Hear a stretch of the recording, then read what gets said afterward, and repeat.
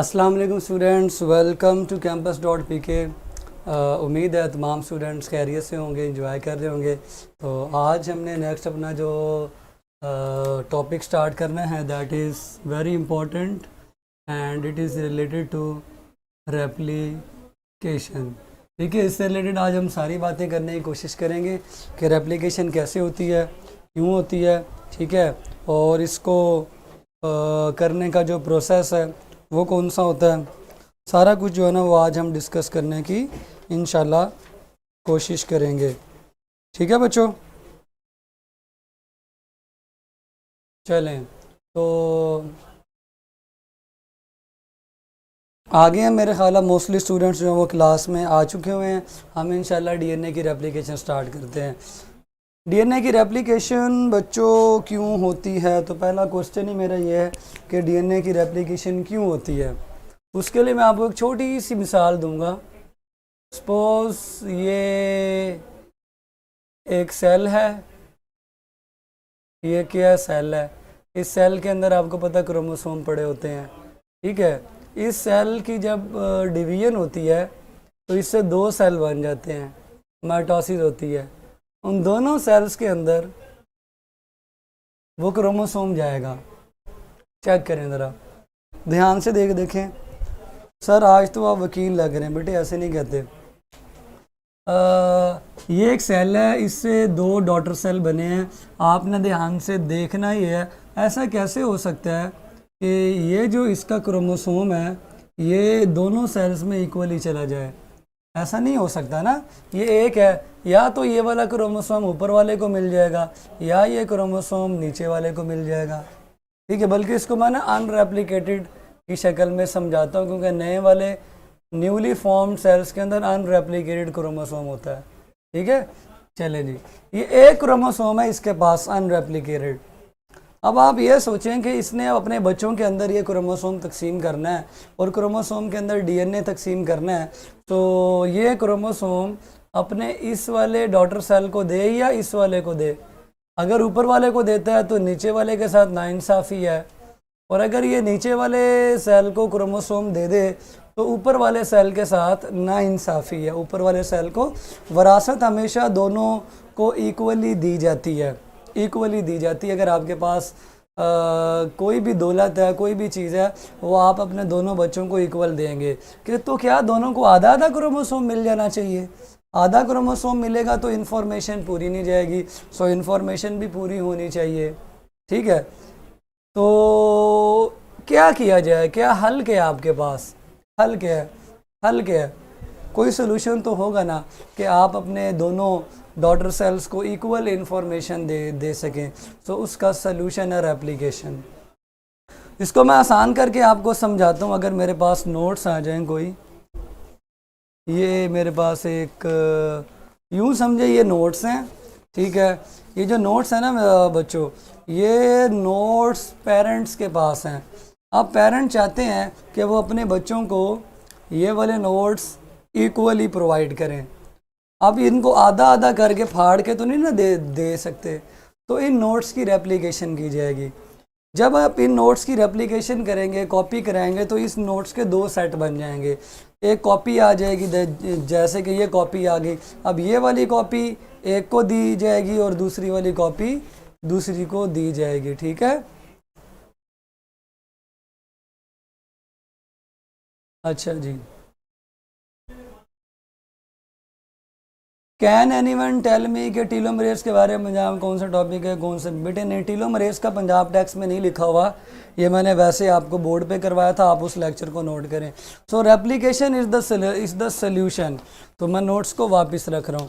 पहले ये वाला सेल अपने क्रोमोसोम को रेप्लिकेट करेगा, रेप्लिकेट करके ये इसको ऐसे कन्वर्ट कर लेगा। ये देखें, ये अनरेप्लिकेटेड क्रोमोसोम है, रेप्लिकेशन के बाद इसकी शक्ल ऐसी हो जाएगी। ठीक है, अब ये आधा यानी एक क्रोमेटिड ऊपर वाले को और दूसरा क्रोमेटिड नीचे वाले को दे देगा। सो रेप्लिकेशन बड़ी इंपॉर्टेंट है। रेप्लिकेशन में जो प्रोसेस होना है वो ये है, तो ये लिख लें का ताकि आपको काम आए। ये रेप्लिकेशन का प्रोसेस है। इसमें एक अनरेप्लिकेटेड क्रोमोसोम इस शक्ल से कन्वर्ट होकर इस शक्ल में आ जाता है। ठीक है, ये रेप्लिकेशन है। तो इस रेप्लिकेशन में जो ये जो क्रोमोसोम के अंदर डीएनए है वो रेप्लिकेट करता है, प्रोटीन्स भी रेप्लिकेट करती हैं, जो कि मैंने आपको हिस्टोन्स बताई थी। ठीक है, हिस्टोन्स बताई थी। चलें जी, तो स्टार्ट करते हैं रेप्लिकेशन। रेप्लिकेशन किस तरह से होती है? क्रोमोसोम रेप्लिकेट जब करता है तो बेसिकली उसके अंदर मौजूद डीएनए रेप्लिकेट कर रहा होता है। डीएनए की जो रेप्लिकेशन है वो स्टार्ट करते हैं, साथ आपकी बैटरी भी चेंज कर लेते हैं, इनकी बैटरी भी चेंज कर दें। बैटरी चेंज करते हैं, फिर आपको बाकी के सारे प्रोसेसेस समझाते हैं। ठीक है students, telomere second year biology की ग्लॉसरी में है। ठीक है, फिर दोनों कॉपीज ऑफसेट में जाएंगी तो पेरेंटल सेल ही ख़त्म हो जाता है। जिस वक्त दो डॉटर सेल बनते हैं तो पेरेंट सेल ख़त्म हो जाता है। ठीक है, वालिदैन की जो वरासत होती है वो बच्चों को मिल जाती है। चलें students, back to the work, we are right back. तो अब क्वेश्चन ये है कि जो रेप्लिकेशन है वो कैसे होती है।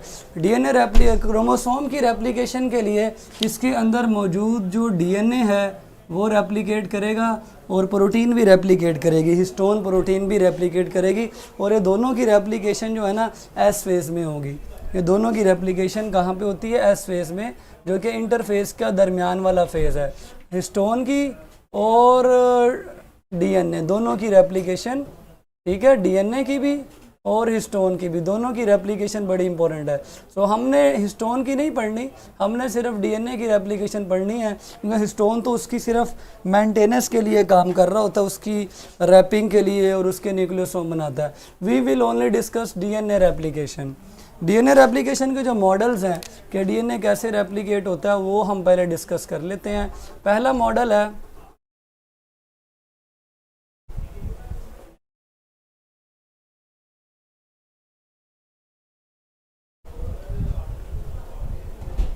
पहले पिक्चर्स हैं ABC करके ना।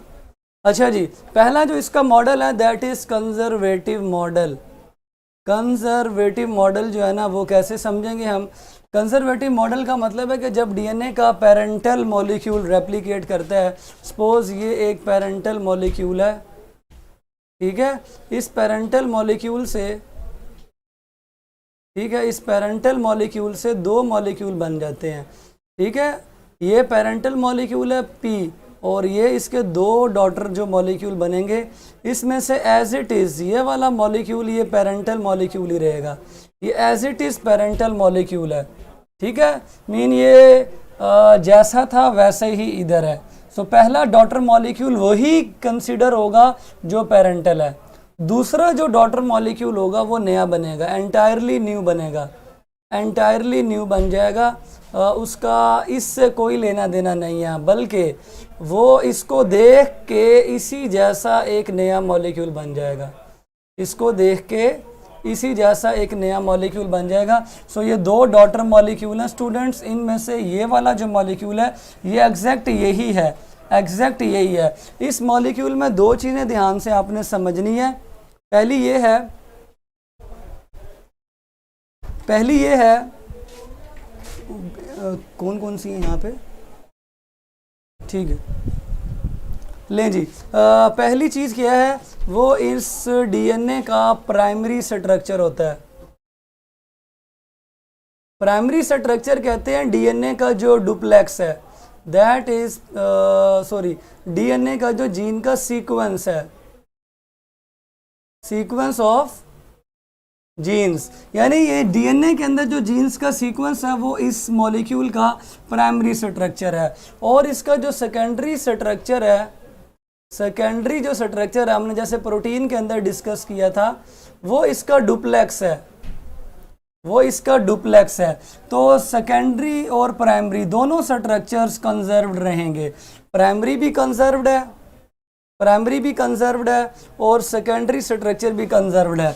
ये वाला जो मॉलिक्यूल है ये एज इट इज़ इधर आ गया, और जो दूसरा डॉटर मॉलिक्यूल है ये इसको देखते हुए, इसको कॉपी करते हुए एक अलग से मॉलिक्यूल बना है, इसको किसी ने खोला नहीं है, ये जैसा था वैसा ही है, ये जैसा था वैसा ही है। ठीक है, उसके बाद दूसरा जो मॉडल होता है that is called semi conservative model. Semi conservative model के मुताबिक प्राइमरी स्ट्रक्चर कंजर्व्ड रहता है जबकि सेकेंडरी स्ट्रक्चर कंजर्व्ड नहीं रहता। क्यों?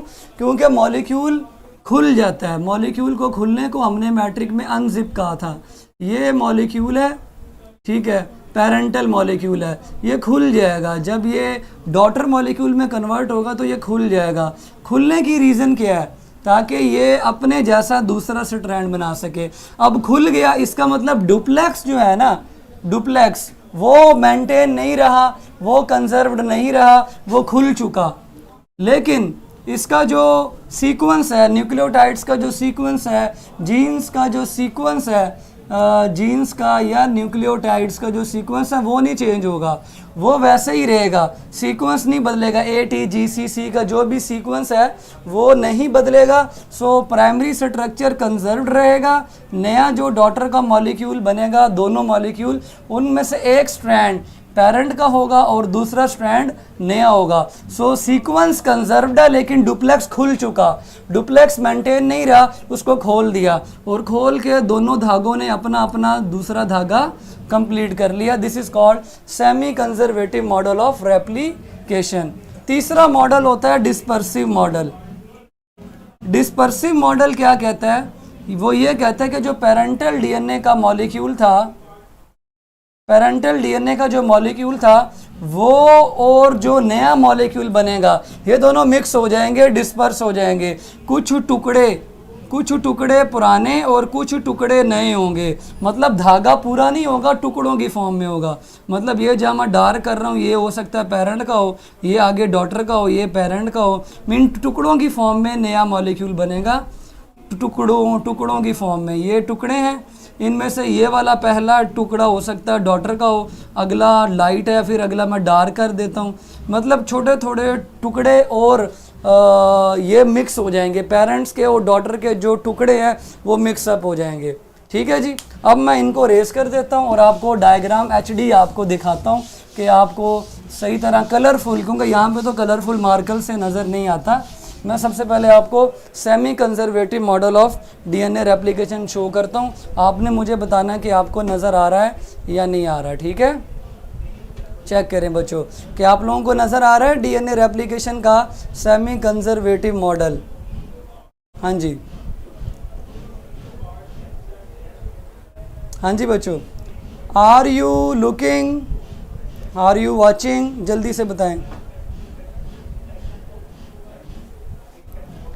सर इस टाइम थोड़े नींद के झुलके आ बेटे, लगता है आप मेरा लेक्चर पहली दफ़ा ले रही हैं। हम तो रोज़ इस टाइम बिरयानी की बातें कर रहे होते हैं, आप लेक्चर डेली लिया करें। ठीक है, ठीक है बच्चों। अब इसमें ध्यान से नोट करें कि पेरेंटल स्ट्रैंड खुल गया। पिंक कलर का जो पेरेंटल स्ट्रैंड था वो खुल गया और खुलने के बाद जो नया स्ट्रैंड बना है ब्लू कलर का वो डिफरेंट है उससे, लेकिन उसमें सीक्वेंस नहीं तब्दील होगा, जीन्स नहीं बदलेंगी, फ़ोटोकॉपी वैसी ही बनेगी, फ़ोटोकॉपी में कोई तब्दीली नहीं आएगी। ठीक है बच्चों। सो सेमी कंजर्वेटिव मॉडल ध्यान से चेक कर लें। पिंक कलर के दो पेरेंटल स्ट्रैंड थे, उन दोनों स्ट्रैंड्स ने अपने आप को खोल दिया। देखें पिंक कलर का मॉलिक्यूल कंजर्व नहीं रहा। डुप्लेक्स कंजर्व मतलब महफूज नहीं रहा। कंजर्व मीन महफूज नहीं रहा, खुल गया। इसको 10th में ना आपने अनजिप कहा था, अनजिप हो गया। तो जब वो खुल गया बच्चों, खुलने के बाद देखें उसका जो नया धागा था, दूसरा स्ट्रैंड था, वो ब्लू कलर से शो किया हुआ है। क्लियर बच्चों? तो प्राइमरी स्ट्रक्चर कंजर्व्ड रहा, मीन तो सीक्वेंस नहीं बदलेगा। ए जहाँ पे है वहाँ ए लगेगा, टी जिधर है वहाँ टी लगेगा, जी की जगह जी ही है, सी की जगह सी है। तो न्यूक्लियोटाइड्स का सीक्वेंस नहीं बदलेगा। लेकिन मॉलिक्यूल जो है ना वो देखें दरमियान से अलहदा हो गया, यानी मॉलिक्यूल अनजिप हो गया, इसलिए सेकेंडरी स्ट्रक्चर डुप्लेक्स का कंजर्व नहीं रहा। ठीक है। सर आज नहीं ना कर रहे इसलिए बुला रहे। बेटे आज मुझे किसी ने बिरयानी भेजी नहीं है ना, अब क्या कर सकते हैं। ठीक है बेटो, सेमी कंजर्वेटिव क्लियर है? क्लियर और नॉट जल्दी बताया करो, टाइम बहुत कम होता है, आप लोग बहुत डिले हैं मैसेज करने में। क्लियर हो गया ना सेमी कंजर्वेटिव? सीक्वेंस कंजर्व रहेगा, मीन वो जो ब्लू वाला स्ट्रैंड नज़र आ रहा है आपको वो पिंक जैसा ही होगा, पिंक जैसा ही होगा, लेकिन नए न्यूक्लियोटाइड से मिलकर बनेगा, न्यू न्यूक्लियोटाइड से मिलकर बनेगा। मीन पुराने कमरे को देख के नया कमरा बनाया जाएगा, लेकिन उसमें ईंटें वगैरह नहीं इस्तेमाल होंगी। ठीक है, और आधी ईंटें वो पिंक वाली हैं, आधी न्यू और आधी पुरानी। चलें अब आपको दिखाते हैं कंजर्वेटिव। कंजर्वेटिव शो करें जी आपको, ये लें जी। क्यों बच्चों कंजर्वेटिव आ रहा है नज़र, चेक करें, कंजर्वेटिव चेक करें बच्चों। काश बिरयानी भी रेप्लिकेट कर सकती, क्यों भाई? बिरयानी रेप्लिकेट करती है ना, फिर बिरयानी बेचने वाले सारे कंगले हो जाते हैं घर में बिरयानियाँ रेप्लिकेट करके खाई जाएं। कंजर्वेटिव चेक करें, कंजर्वेटिव मॉडल चेक करो बच्चों। Parental strand as it is है, parental strand as it is है, उसके दोनों जो धागे हैं वो खुले नहीं, महफूज हैं, कंजर्व्ड हैं।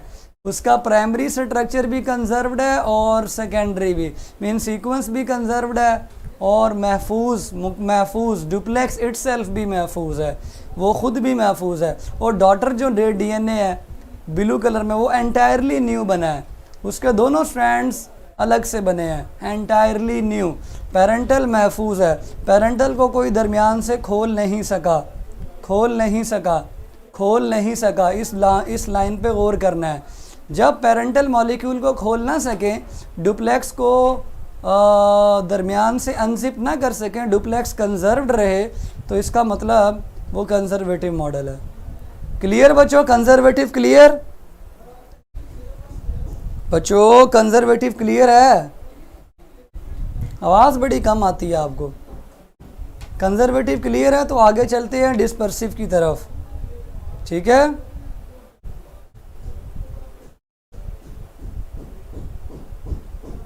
ले जी, डिस्पर्सिव मॉडल चेक करते हैं। चेक करें भाई,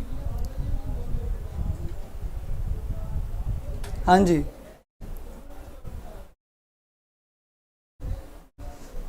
चलें जी, कि जो है ना वो आधा पेरेंटल पे मुश्तमिल है और आधा उस पे मुश्तमिल, लेकिन टुकड़े हो गया, लाजमी नहीं आधा आधा हो, मीन टुकड़े टुकड़े हो गया, स्कैटर्ड है, पीसीस मिक्स हो गए हैं।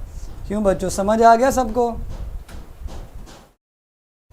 स्टक हो गया? नहीं स्टक बेटे, बिल्कुल ठीक है। डिस्पर्सिव चेक करें बेटे, क्लियर हो गया आपको?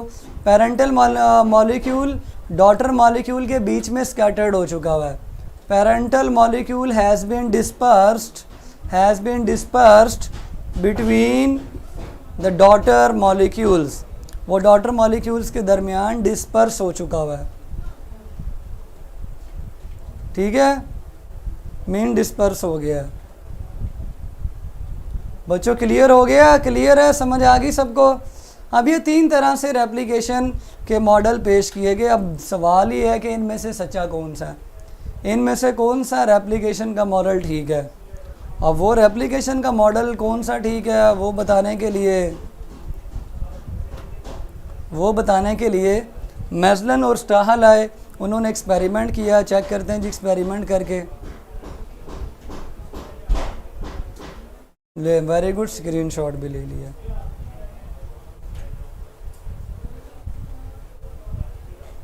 लें जी, इसको छुपा देते हैं। ले, अब चेक करते हैं बच्चों कौन सा रेप्लिकेशन का मॉडल ठीक है। वो चेक करने के लिए मैस्लन और स्टाहल एक्सपेरिमेंट करते हैं। जब वो चेक करते हैं ना, तो साबित हो जाता है कि कौन सा मॉडल ठीक है। उनके चेक करने का तरीका था, उन्होंने बैक्टीरिया के ऊपर काम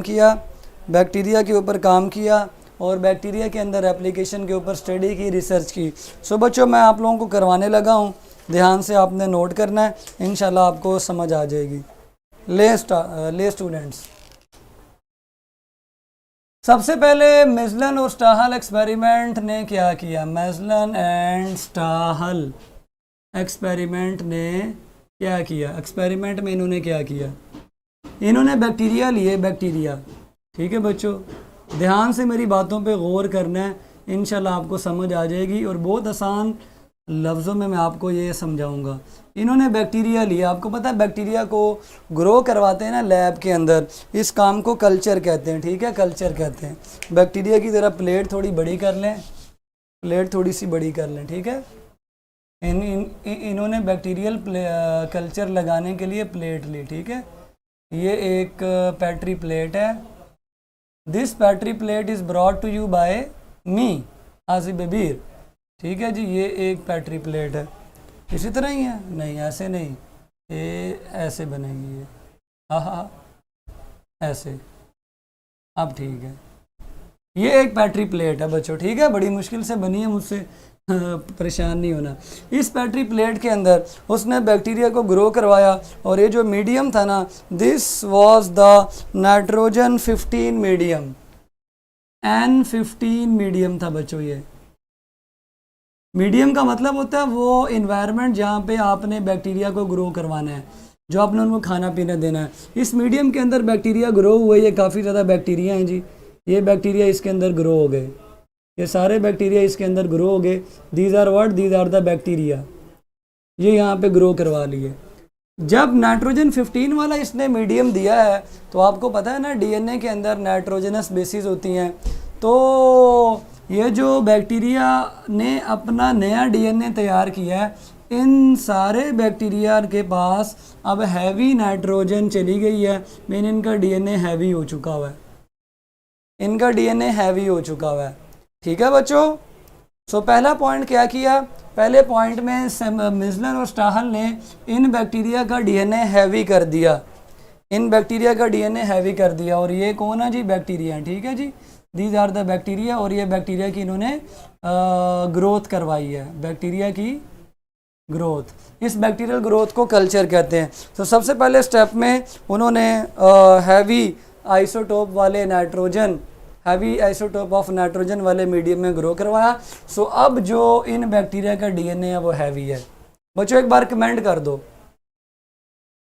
इस वक्त बैक्टीरिया का डीएनए हैवी है, ये वाली बात कमेंट कर दें ताकि याद हो जाए ना कि इसका फ़ायदा क्या हुआ है। 15 वाले मीडियम में ग्रो करवाएंगे तो डीएनए के अंदर नए जो नाइट्रोजन होगी वो 15 वाली जाएगी। तो सारे जो बैक्टीरिया हैं उनके अंदर हैवी डीएनए प्रेजेंट है। So heavy DNA present, heavy nitrogen present होने की वजह से वो हैवी डीएनए मौजूद है। अब इसके बाद इनमें से बैक्टीरिया लेंगे और उनको ग्रो करवाएंगे लाइटर आइसोटोप ऑफ नाइट्रोजन में। ठीक है जी, लाइटर आइसोटोप ऑफ नाइट्रोजन में ग्रो करवाएंगे। ये लाइटर आइसोटोप ऑफ नाइट्रोजन की पैट्री प्लेट है, इसके अंदर ये ग्रो जो है ना वो करवाएंगे। ठीक है, और इसको जब ग्रो करवाएंगे तो बैक्टीरिया इसके अंदर भी ग्रो करेगा, बैक्टीरिया ग्रो करेगा, बैक्टीरिया ग्रो करेगा, ग्रो करेगा, ग्रो करेगा। अब आप लोगों ने ध्यान से देखना है कि जिस वक्त इन्होंने यहाँ पे शिफ्टिंग की तो इनका डीएनए हैवी हो चुका था। अब नया डीएनए 14 वाला बनेगा, डॉटर डीएनए 14 वाला है। यहाँ से क्लियर होगा कि जो नया डॉटर डीएनए बन रहा है वो 14 या 15 का मिक्सचर बन रहा है। 14 या 15 को अलग अलग बना रहा है, कैसे बना रहा है वो यहाँ से अंदाज़ा होगा। हम सैंपल लेंगे, फ़ौरन सैंपल लेंगे। ठीक है, यानी रेप्लिकेशन से पहले ही हम एक सैंपल ले लेंगे और उससे हमें अंदाज़ा हो जाएगा। ठीक है, रेप्लिकेशन से पहले ही एक सैंपल लेके डीएनए चेक करेंगे हैवी है या फिर वो डीएनए लाइटर है। उसके बाद हम इसको एक और पैट्री प्लेट में शिफ्ट करेंगे, एक और पैट्री प्लेट में शिफ्ट करेंगे, पैट्री प्लेट नंबर 2, और इसके अंदर भी नाइट्रोजन 14 वाला मीडियम होगा। इसमें भी हम शिफ्टिंग करेंगे और बैक्टीरिया को ग्रो करवाएंगे, बैक्टीरिया को ग्रो करवाएंगे। लेकिन आपको पता है यहाँ पे जो बैक्टीरिया ग्रो होगा ना उसको हम एक रेप्लिकेशन का राउंड, एक मरतबा उन्हें रेप्लिकेशन करने देंगे और एक मरतबा रेप्लिकेशन आपको पता है 20 मिनट में होती है। तीसरी प्लेट में भी हम थोड़े से बैक्टीरिया को ट्रांसफ़र करेंगे और उनको 2 मरतबा रेप्लिकेशन करने देंगे, 2 राउंड्स उनको रेप्लिकेशन के लगाने देंगे, और 2 राउंड्स आपको पता है ई कोलाई के 40 मिनट में लगते हैं, बिकॉज ई कोलाई का जनरेशन टाइम 20 मिनट्स है। इसके अंदर भी बैक्टीरिया ग्रो करेंगे। अब इन बैक्टीरिया का डीएनए निकालेंगे, डीएनए निकाल के चेक करेंगे कि जो डॉटर डीएनए बना है वो कैसा डीएनए है। जैसा डॉटर का डीएनए होगा उसके रिजल्ट से हमें पता चलेगा कि जो रेप्लिकेशन हुई है वो किस मॉडल के मुताबिक हुई है, ठीक है। और ये हम डेंसिटी कैलकुलेट करके चेक करेंगे। सो हमारे पास पहले हमने कल्चर लगाया, सेकंड स्टेप में हमने उस कल्चर को 14 में शिफ्ट किया है, और 14 में शिफ्ट करने के बाद हमने उनका डीएनए का सैंपल लेना है, और सैंपल लेके हमने डीएनए की डेंसिटी चेक करनी है। डीएनए की वजह जो डेंसिटी होगी वो 2 तरह की होगी, लाइट, हैवी, और नंबर 3 लाइट और हैवी का मिक्सचर। जो लाइट और हैवी का मिक्सचर डीएनए होता है ना, उसको हाइब्रिड डीएनए कहते हैं, डेंसिटी ऑफ डीएनए। अब हमने देखना है कि हमारे पास जो 3 तरह के सैंपल हैं, इनके अंदर डीएनए कौन सा आ रहा है, लाइट डीएनए आ रहा है, हैवी डीएनए आ रहा है, या हाइब्रिड डीएनए आ रहा है। इनके रिजल्ट से हमें पता चलेगा कि ये कौन से मॉडल के मुताबिक रेप्लिकेशन कर रहे हैं, ठीक है। तो याद रखें बच्चों, डीएनए, लाइटर डीएनए वो होता है जिसके दोनों स्ट्रैंड याद रखें, जिसके दोनों स्ट्रैंड नाइट्रोजन 14 वाले हों। सो मैं यहाँ लिख देता हूँ, लाइटर आइसोटोप वाले जो डीएनए होते हैं उनको लाइटर डीएनए कहा जाता है। नाइट्रोजन 15 वाला जो डीएनए होगा उसको हैवी डीएनए कहा जाएगा, और जिसके अंदर नाइट्रोजन 14 और नाइट्रोजन 15 दोनों किस्म के डीएनए होंगे उसको हाइब्रिड डीएनए कहा जाएगा। इसके मुताबिक हमने अंदाज़ा लगाना है। इसका एटॉमिक मास कम है, इसका ज़्यादा है, और इन दोनों का इन बिटवीन आएगा। चेक करते हैं जी कैसे रिज़ल्ट आएंगे। तो सबसे पहले ये डेंसिटी चेक करने के लिए आपको मैं टेक्निक बता दूं, दैट इज़ कॉल्ड सेंट्रीफ्यूगेशन। ये हमने सेल्फ फ्रैक्शनेशन में भी की थी। सेंट्रीफ्यूगेशन हम इस्तेमाल करते हैं टेक्निक, जिससे हम पता लगा सकते हैं कि डेंसिटी डीएनए की कितनी है। हैवी डीएनए आ रहा है, लाइटर डीएनए आ रहा है, मीन बिरयानी का बड़ा डब्बा है, बड़े बिरयानी का छोटा डब्बा है, या बिरयानी का दरमियाना डब्बा है। देखते हैं जी बिरयानी का कौन सा डब्बा है, ठीक है। बच्चों आपस में बातें ना करें, वरना मैंने आप लोगों की चैट हाइड कर देनी है, ठीक है। आप लोगों की चैट हाइड कर देनी है, वरना आप लोग इस तरह ही लड़ते रहेंगे। लें जी, चैट हाइड कर देते हैं, क्योंकि मैं नहीं चाहता कि मेरे बच्चे आपस में लड़ाई झगड़ा करें। चलें अब करते रहें, अल्लाह माफ़ करे। बेटे जो इस तरह के कमेंट्स कर रहे हैं सोच लें वो मुसलमान नहीं हो सकते। अगर आप लोग मुसलमान हैं तो आप इस तरह के काम ना करें। मुसलमान का मतलब ही यही है, दूसरे के लिए सलामती है, अमन है। सो जो अब ये वाला काम करेगा ये समझेगा कि वो जो है ना मुसलमान होने का वो पूरा नहीं कर रहा, उसका हक अदा नहीं कर रहा, ठीक है। सो मुसलमान होने का हक अदा करें और कोई इस तरह की बातें ना करें, और इस पे फोकस करें। हम डीएनए की डेंसिटी चेक करना चाहते हैं जो हमारे पास आया है, ठीक है। हम डीएनए की डेंसिटी चेक करने के लिए सेंट्रीफ्यूगेशन करेंगे। ये स्पिन का साइन है, ये मैंने आपको बताया था, स्पिन का साइन है। स्पिन के साइन के ज़रिए हम इनको घुमाना चाहते हैं, सेंट्रीफ्यूगेशन करवाना चाहते हैं, और इसके लिए सीजियम क्लोराइड का सलूशन बनाएंगे। तो चेक करते हैं जी, ये हमारे पास सेंट्रीफ्यूज की ट्यूब है। हमने जब सैंपल लिया इसका 0 मिनट के बाद एक सैंपल लिया, शिफ्ट करने के फ़ौरन बाद, मतलब अभी हमने रेप्लिकेशन नहीं करने दी और फ़ौरन सैंपल ले लिया डीएनए का। इस बैक्टीरिया का डीएनए निकाल के हमने चेक किया। हम जब इसका डीएनए निकाल के चेक करते हैं तो उस डीएनए की डेंसिटी बहुत ज़्यादा हैवी होती है। बैंड जो आता है ना वो बहुत बॉटम पर आता है। ट्यूब के बॉटम पे आपको पता है ना कौन सी चीज़ जाती है जिसकी डेंसिटी बहुत ज़्यादा होती है, ठीक है। यहाँ पे एक कंट्रोल ग्रुप के तौर पर भी हमने ट्यूब लेनी है जिसके अंदर हमने ऐसे बैक्टीरिया का डीएनए डालना जो नॉर्मल डीएनए होता है। सो नॉर्मल डीएनए समझ लें आप लोग, जब भी नॉर्मल डीएनए का हम सेंट्रीफ्यूज करते हैं तो वो बैंड ऊपर देता है, जिसका मतलब ये है कि नॉर्मल डीएनए आपका हमेशा लाइटर होता है। नाइट्रोजन 14 वाला डीएनए होता है, ये कंट्रोल ग्रुप है। कंट्रोल ग्रुप के अंदर आपने नॉर्मल डीएनए लेना है और नॉर्मल डीएनए बच्चों आपको जो वैल्यू देगा that will B lighter DNA, lighter DNA, ठीक है, लाइटर है। और जो आपने नाइट्रोजन 15 के अंदर बैक्टीरिया का ग्रो करवाया है, इसका डीएनए हैवी हो चुका है, हमने शिफ्ट किया लेकिन उसको टाइम नहीं दिया, फ़ौरन 0 मिनट, यानी शिफ्ट किए बगैर ही समझें आपने सैंपल लिया और डीएनए का जो बैंड है वो बहुत ज़्यादा बॉटम पे आया। ये इस बात की इंडिकेशन है कि नाइट्रोजन 15 के अंदर बैक्टीरिया ग्रो हुआ था और उसका जो डीएनए था वो बहुत ज़्यादा हैवियर हो चुका हुआ है, हैवियर डीएनए है। देखें कितना नीचे, ये बात आप लोगों को पता है कि जो बॉटम पे रिजल्ट आता है वो हैवी होता है, उसकी डेंसिटी ज़्यादा होती है। उसके बाद जब हमने 20 मिनट के बाद सैंपल लिया, आपको पता है ई कोलाई का जो जनरेशन टाइम है बैक्टीरिया में, ई कोलाई का जनरेशन टाइम 20 मिनट होता है। 20 मिनट में एक रेप्लिकेशन हो चुकी होती है। सो एक रेप्लिकेशन हो चुकी, जब एक रेप्लिकेशन हो चुकी थी तो जो रिज़ल्ट आया, अल्लाह भला करे आपका, वो बड़ा हैरान कुन था, वो बड़ा हैरान कुन था। उस रिज़ल्ट ने हैरान इस तरह से किया कि उसका जो बैंड है ना तो वो बॉटम पे आया और ना वो ऊपर आया। इसका मतलब ये डीएनए इतनी डेंसिटी वाला है जिसकी डेंसिटी ना तो हैवियर जितनी ज़्यादा है और ना लाइटर जितनी कम है। सो इसकी डेंसिटी इन बिटवीन है। So this is the hybrid DNA.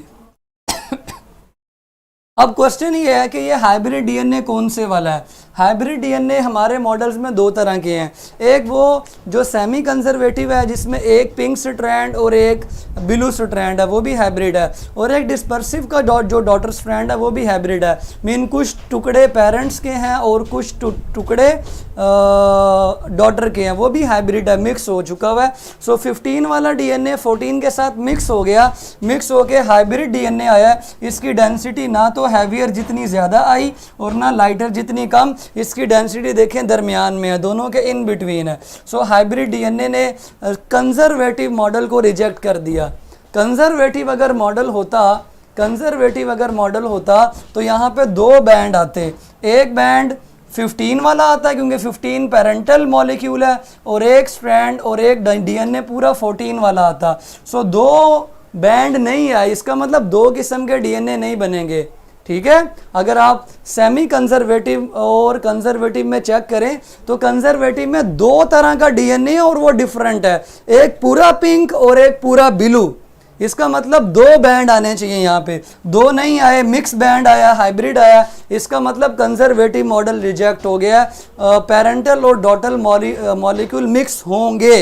अब क्वेश्चन ये है कि वो सेमी कंजर्वेटिव वाले तरीके से मिक्स होंगे या डिस्पर्सिव वाले तरीके से, वो हमें दूसरे राउंड के बाद पता चलेगा। 40 मिनट यानी जब 2 राउंड हो चुके होंगे रेप्लिकेशन के तब पता चलेगा। जब 2 राउंड हो चुके रेप्लिकेशन के तो बड़ा ही प्यारा जवाब आया, उसमें 2 बैंड्स आए, एक बैंड हाइब्रिड बैंड आया, और दूसरा बैंड जो था ना वो लाइटर बैंड आया। यहाँ पे डिस्पर्सिव मॉडल भी रिजेक्ट हो गया। क्यों? क्योंकि अगर इधर अगेन हाइब्रिड बैंड आता, डिस्पर्सिव मतलब अगले मॉलिक्यूल भी बिखरे होते और स्कैटर्ड हुए होते, डिस्पर्सिव होते, आने वाली तमाम मॉलिक्यूल्स की जो नस्लें थी वो मिक्स होके आती, सो सारे बैंड हाइब्रिड आते। लेकिन देखें हाइब्रिड के साथ लाइटर डीएनए आने का मकसद क्या था कि डिस्पर्सिव नहीं है बल्कि अनजिप वाला तरीका है, जिसमें जब अनजिप हो जाएगा ना सेमी कंजर्वेटिव वाला डॉटर मॉलिक्यूल तो ब्लू वाला बना देगा और पिंक वाला भी ब्लू वाला बनाएगा। इस तरह ये एक हाइब्रिड बैंड आपको देगा और एक लाइटर बैंड देगा। और इधर पहले स्टेप में यहाँ पे रिजेक्ट हो जाएगा conservative model, rejected conservative model क्योंकि बैंड हाइब्रिड आ गया, और आखिरी स्टेप में डिस्पर्सिव मॉडल रिजेक्ट हो जाएगा, रिजेक्टेड डिस्पर्सिव मॉडल। क्योंकि अगर डिस्पर्सिव मॉडल ठीक होता तो हर बार हाइब्रिड बैंड आता, लेकिन हर बार हाइब्रिड बैंड नहीं आ रहा, अगली बार लाइटर मॉलिक्यूल भी आ रहा है, इसका मतलब नाइट्रोजन 15 में लाइटर डीएनए बनना भी शुरू हो गया और साथ साथ हाइब्रिड भी बन रहा है। That means semi conservative model of replication is only correct. ठीक है जी। और यहाँ पर जब हम इसका ग्राफ चेक करते हैं, इसमें ग्राफ आता है तो ग्राफ की एक पीक आती है काफ़ी ऊंची, मीन वैल्यू ज़्यादा है, डेंसिटी ज़्यादा आती है। जब हाइब्रिड मॉलिक्यूल, हाइब्रिड डीएनए का हम ग्राफ बनाते हैं तो ग्राफ की पीक ना तो बहुत ऊंची आती है और ना ही बहुत नीची आती है। और जब हम इसका ग्राफ बनाते हैं तो इसमें दो पीक्स आती हैं। दो पीक्स का मतलब है दो किस्म का डीएनए है, ये हाइब्रिड डीएनए है और ये वाली पीक लाइटर डीएनए के लिए है। ठीक है जी। ये पीक्स आपको पता चाहिए, हाइब्रिड की पीक है, पीक आपको पता है वैल्यू होती है किसी भी चीज़ की, और ये लाइटर डीएनए की पीक है। लाइटर डीएनए की पीक को जब कंपेयर किया गया कंट्रोल ग्रुप की पीक के साथ तो वो मैच कर गई। लाइटर डीएनए की पीक कंट्रोल ग्रुप की पीक के साथ मैच कर गई। सो पता चला कि दूसरे राउंड के बाद एक मॉलिक्यूल हाइब्रिड और एक मॉलिक्यूल लाइटर बन रहा है। ये कैसे बन रहा है इसको थोड़ा सा मैं एक्सप्लेन कर देता हूँ ताकि आपको थोड़ा सा और समझ आ जाए। जब आपके पास हैवी मीडियम में डीएनए आ चुका था, हैवी मीडियम में डीएनए आ चुका था तो इसके दोनों स्ट्रैंड 15 वाले थे। ये भी 15 वाला है, ये भी 15 वाला है, मैं इसकी बात कर रहा हूँ। ठीक है, ये हैवी डीएनए है, हैवी डीएनए है। और इसको जब हमने 0 मिनट के बाद सैंपल लिया तो ये हैवी डीएनए है, मीन इसका भी डीएनए वैसा ही है और इसका भी वैसा ही है, हैवी डीएनए। अब फर्स्ट राउंड ऑफ रेप्लिकेशन के बाद क्या होगा? फर्स्ट राउंड ऑफ रेप्लिकेशन के बाद पहले तो ये अनजिप होगा। अनजिप का मतलब ये है कि ये 15 और ये वाला 15 अलग अलग हो गए, अनजिप हो गए। अनजिप मीन खुल गए। अब जो नया स्ट्रैंड बनेगा वो अवेलेबल मीडियम के मुताबिक बनेगा। अवेलेबल मीडियम 14 वाला है, सो इसका जो नया मॉलिक्यूल बनेगा दैट विल बी 14, वो लाइटर होगा। और इसका भी जो साथ वाला स्ट्रैंड होगा वो अवेलेबल मीडियम के मुताबिक बनेगा और वो भी 14 होगा, क्योंकि इस वक्त डीएनए की रेप्लिकेशन 14 में हो रही है। तो ये हाइब्रिड डीएनए है। ठीक है, हाइब्रिड में एक 15 वाला स्ट्रैंड है और एक 14 वाला स्ट्रैंड है। अगर मैं एक हाइब्रिड को मज़ीद अनजिप करता हूँ, एक हाइब्रिड को मज़ीद अनजिप करता हूँ तो आपने ध्यान से देखना है कि एक लाइटर और एक हाइब्रिड कैसे आएगा। चेक करें, अनजिप कर दिया मैंने, ये 15 वाला स्ट्रैंड है और ये जो है ना अल्लाह भला करे आपका 14 है। मैंने इन दोनों को अनजिप कर दिया, खोल दिया। अब नया स्ट्रैंड अवेलेबल मीडियम के मुताबिक बनेगा। अवेलेबल कौन सा? 14 वाला। सो 14 वाला बनेगा यहाँ पे। सो ये हाइब्रिड आ गया, ये हाइब्रिड आ गया। और अवेलेबल चूंकि 14 है तो यहाँ पे आपका जो नया स्ट्रैंड 14 वाले के साथ बनेगा वो 14 ही होगा। सो दोनों स्ट्रैंड 14 के हैं तो this will be the lighter DNA. So second round of replication के बाद एक हाइब्रिड मॉलिक्यूल आ रहा है और एक लाइटर आ रहा है। यही इस बात की इंडिकेशन है कि ये मॉलिक्यूल अनजिप होते हैं। अनजिप के बाद डॉटर स्ट्रैंड बनता है और दूसरे राउंड के बाद दो पीक्स आती हैं ग्राफ में, एक हाइब्रिड की और एक लाइटर की, जो ग्राफ आपकी बुक में भी बने हुए हैं। Hence prove that semi conservative model of replication is correct, जो कि सेकंड स्टेप पे जाके, थर्ड स्टेप पे जाके साबित होता है। और ये डेंसिटी कैलकुलेट बताया मैंने आपको सेंट्रीफ्यूज के प्रोसेस से करते हैं, जिसमें सीजियम क्लोराइड के ज़रिए डेंसिटी ग्रेडियंट मेंटेन करते हैं। तो डीएनए की डेंसिटी जहाँ मैच करती है वहाँ वो जाके सेटल डाउन हो जाता है। उम्मीद है आपको ये समझ आ गया होगा। ठीक है, अगर कोई क्वेश्चन है तो आप मुझसे पूछ सकते हैं, क्योंकि मैंने आप लोगों की चैट खोल दी हुई है। अब आप लोगों ने किसी तरह की इस तरह की हरकत नहीं करनी। देखिए, मेरे स्टूडेंट्स हैं और इस तरह की बातें करेंगे, I will not appreciate it. ठीक है, जल्दी से इसके बारे में क्वेश्चन करें। बड़े इम्पोर्टेंट ये कॉन्सेप्ट्स हैं, मैंने बड़ा खुल के समझाने की कोशिश की है। फिर भी अगर आपको लगता है कोई बात रह गई है तो आप मुझसे पूछ सकते हैं। ठीक है, इन ग्राफ्स को भी आप चेक कर सकते हैं। ठीक है, sir why only cesium chloride? बेटे ये सेंट्रीफ्यूज, मैं खुद मॉलिक्यूलर बायोलॉजिस्ट हूँ, हमारा यही काम होता है, इससे रिजल्ट्स अच्छे आते हैं, ठीक है, इससे ग्रेडियंट अच्छा मेंटेन हो जाता है। इस डायग्राम को बनाएं, ये फर्स्ट राउंड ऑफ रेप्लिकेशन है और ये सेकंड राउंड ऑफ रेप्लिकेशन है। अच्छा, अगर हर बार हाइब्रिड डीएनए आता ना तो फिर डिस्पर्सिव ठीक हो जाता, और अगर हर बार दो दो बैंड्स आते, एक लाइटर और एक हैवी, फिर कंजर्वेटिव ठीक हो जाता, ठीक है। चलें जी, डिस्पर्सिंग वाला दोबारा बेटे वो तो बड़ी पहले रिपीट किया, वो मैंने डायग्राम आपको दिखाई थी, आप चेक कर सकते हैं, मैं दोबारा दिखा देता हूँ। सर लास्ट वाला रिपीट कर दें जिसमें एक हाइब्रिड बनता है और एक लाइटर, ठीक है जी, चेक करें ध्यान से।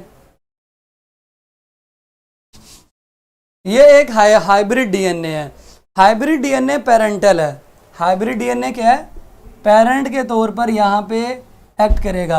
आपको पता है सेमी कंजर्वेटिव ये कहता है कि ये दोनों अनजिप होंगे, सो अनजिप करते हैं जी। पहले ये अनजिप किया मैंने, अनजिप में एक 15 वाला स्ट्रैंड है और दूसरा कौन सा है जी, 14 वाला स्ट्रैंड है, 14 वाला स्ट्रैंड है। सबसे पहले मैंने अनजिप कर दिया, अनजिप वाला ध्यान से आप चेक करें, अनजिप कर दिया। अनजिप करने के बाद नया इसी को देखते हुए इसी की कॉपी तैयार होगी, इसी जैसा सीक्वेंस तैयार होगा, लेकिन नाइट्रोजन कौन सी ऐड करनी है, नाइट्रोजन वो ऐड होती है जो अवेलेबल होती है। सो अवेलेबल 14 वाली है, सो इसमें नाइट्रोजन ऐड करें तो ये 14 वाला नया स्ट्रैंड बन जाएगा अवेलेबिलिटी के मुताबिक। सो ये हाइब्रिड कंसिडर होगा क्योंकि इसका पेरेंटल ऊपर से आया है और 14 वाला नया बना है, इसका 14 वाला ऊपर से आया और नया जो बनेगा वो भी 14 वाला होगा क्योंकि अवेलेबल ही 14 वाला है। सो दोनों 14 वाले हैं, that will be the lighter DNA molecule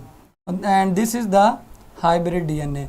so इनमें एक बात कंफर्म है, एक धागा, एक स्ट्रैंड पेरेंटल है और एक डॉटर है, एक पेरेंटल है और एक डॉटर है, ठीक है जी। चलें स्टूडेंट्स, आज के लिए इतना ही, इंशाल्लाह हम मिलेंगे कल नेक्स्ट टॉपिक के साथ।